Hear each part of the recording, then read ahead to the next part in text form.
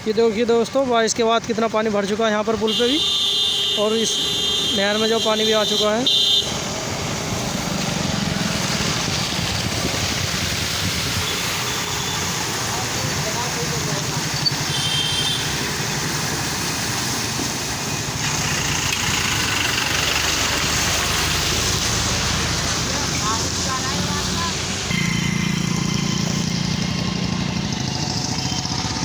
ये देखिए दोस्तों, कितना पानी आ चुका है यहाँ पर बारिश के बाद। और दोस्तों, ऐसी वीडियो पाने के लिए चैनल को सब्सक्राइब ज़रूर करें।